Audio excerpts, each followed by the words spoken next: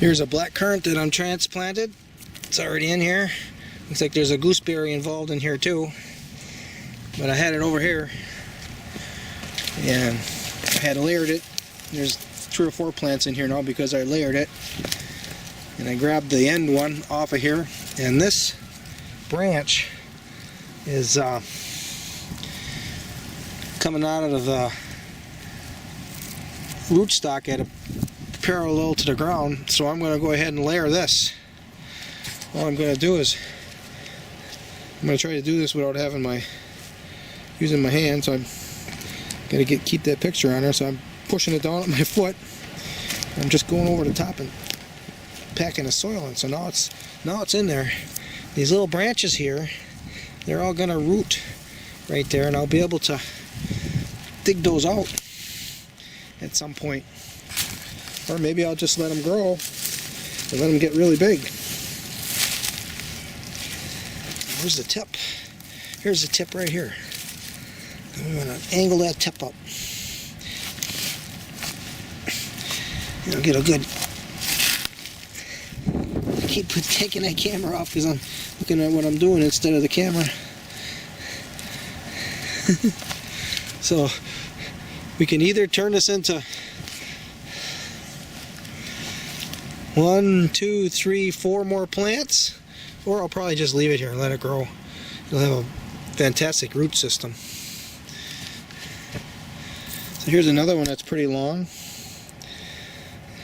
I'm not sure if this thing is going to have fruit this year or not, but I'm going to go ahead and layer that too. So let me do it quick and then I'll show you what I did.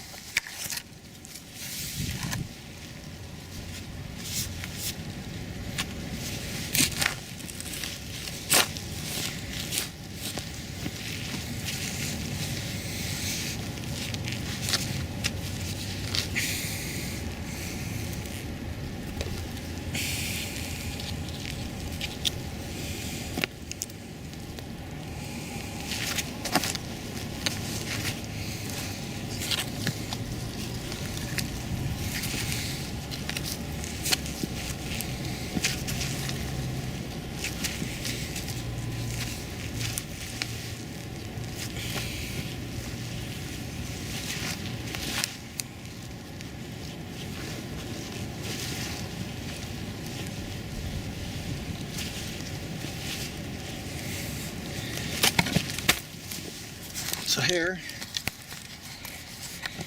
here is the branch right here. It's curled around, and I looped it under the ground, and I stomped it down really good at my foot so it doesn't pop back out of the ground. And then here's the tip. So this tip is going to grow roots. The whole thing is going to grow roots. That whole underground loop will grow roots.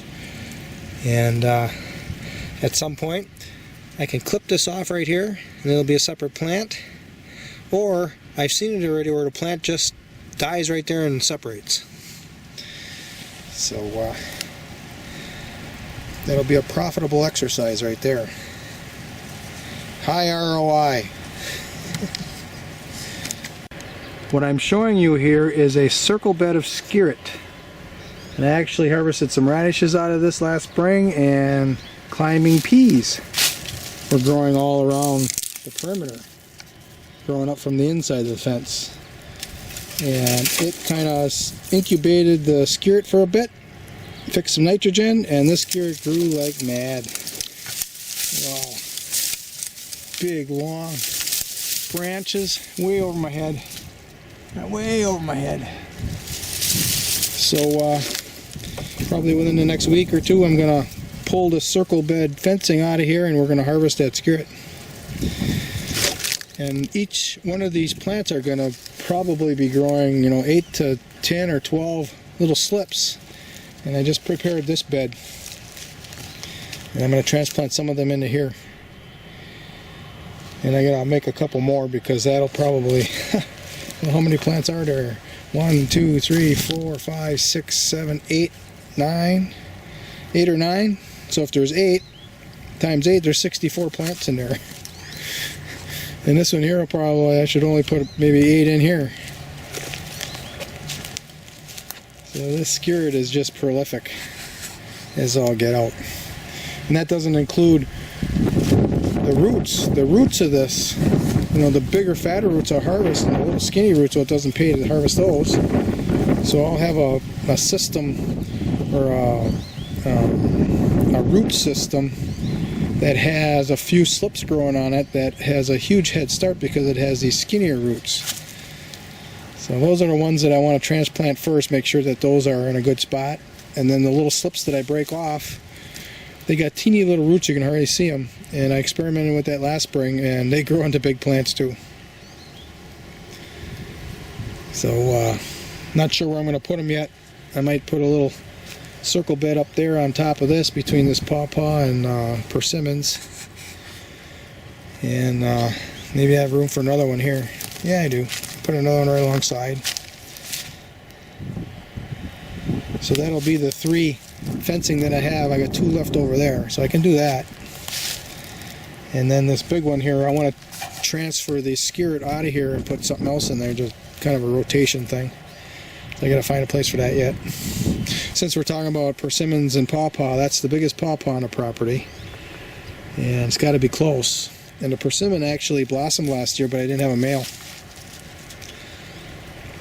We actually bought a male scion wood. We're gonna graft on a male scion wood onto it. And I just transplanted a sea berry up in here. And now we're gonna fix nitrogen for the pawpaw and the persimmons. There's a thimbleberry growing in here, a couple of them. And then I just transplanted some black currants in here. Nice little guild. That plant right there that's laying down all dead, that's a comfrey. That protects the soil from dehydrating. We've got some garlic in here growing. You can see they're green. I pulled some garlic out of here when I transplanted the black currants. Look at. I'm gonna bring that inside and I'll have that for breakfast tomorrow. The cloves aren't going to be really good to eat, but inside you can pull these shoots out, and that all tastes like garlic. Let's see if I can get one out of here without having to put the camera down. So right here you can see this right here is spongy soft. And maybe it is edible, I just never tried. But if you break that open, you can see it has a shoot here, just like a scallion. Wonderful garlic flavor. There you go. Here, pinch that off. There it is. I got quite a few of them here, way more than I need to flavor the breakfast tomorrow. So that's good to go. Oh, and there's something surprised me here. I'm way in the back. I don't come back here very often. But aside from the garlic mustard that I can harvest, that's all those green leaves. This here is garlic that I planted last spring as a little tiny clove. I mean, they were tiny cloves, and I just put a lineup of them in here. All the way down here. There might be 30, 40 of them in here. And they got shaded out by the goldenrod, really serious. I kind of caught it late, and I pulled out all the goldenrod, and I could see there was just barely some green down there. It wasn't anything special. Well, it must have grew late last fall, and it made it through the winter as a green. So these will be a really early garlic for the summer. That's pretty cool. So there you go. All you have to do is plant garlic and have it get shaded out, and the next year you'll have early season garlic. I don't really think you should do that, but it works. Here's my grandma's onions. I'll be eating on those pretty soon. I got lots of those. This was just one plant that I harvested all the bulbils off of last year and transplanted or replanted, and then each one of these bulbs now is going to make 3 plants. So when these things get a little taller, say 5-6 inches, I'll pull out every other one until they're all gone, and the biggest bulb I'll transplant to grow more bulbils, and the other ones will eat. How about that? Alright, this is a long enough video. And now I got a second one done. I fertilize it with ant tailings. So I have an ant mound right here. They're deep underground right now, so I'm not killing them. And I shoveled out some of that soil there that they built up, and I put, I don't know, maybe 5 shovelfuls in each of these 2 circle beds. So now I fertilized it. Got one more to go. I think I'll put it up here. I'm going to dig out a couple trees, transplant them. I don't even remember what this one is anymore. It's alive. Well, here's something interesting. Look at this. I don't know if that's a root that grew down or something come out of the ground. That's pretty cool. I think this is some type of a pear.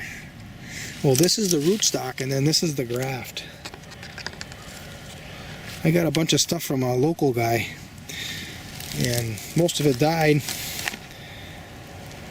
But a few of them lived. There's one. Some over here.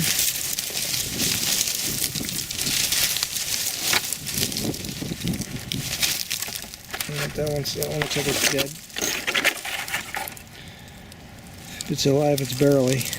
You can see the graft died on the top.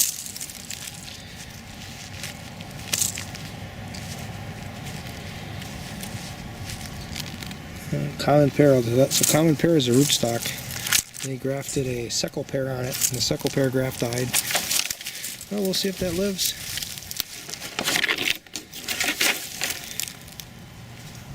I don't think that one's alive. Nope. So we'll see if the rootstock is alive. I don't know.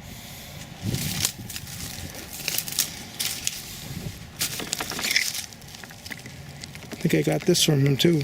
This one's growing really good. This is American persimmons I planted about 5 years ago, and every year it dies back. Starts over, but this year it didn't die back. So here we go.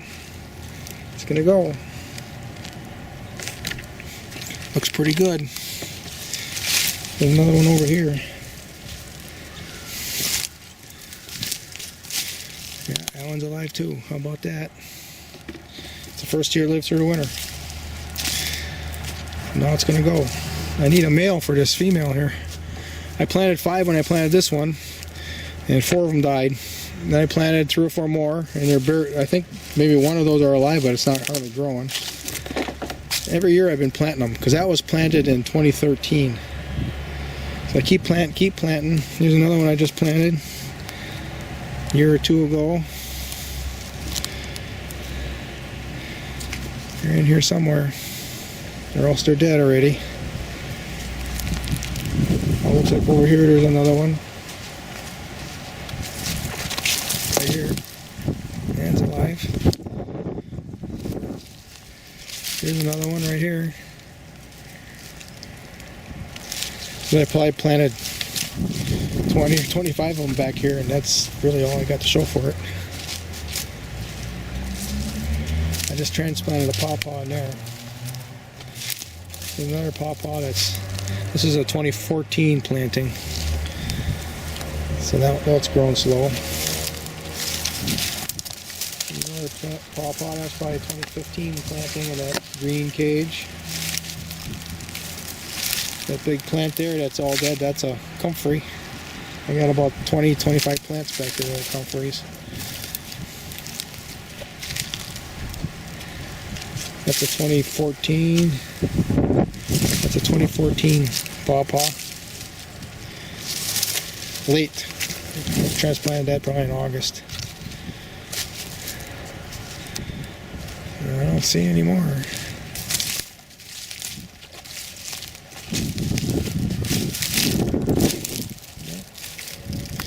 But I don't care about the dead ones. Once they're dead, who cares? It's these live ones that I'm working on. And I'm working for. All it takes is one good female and you'll have all the persimmons you want. Okay.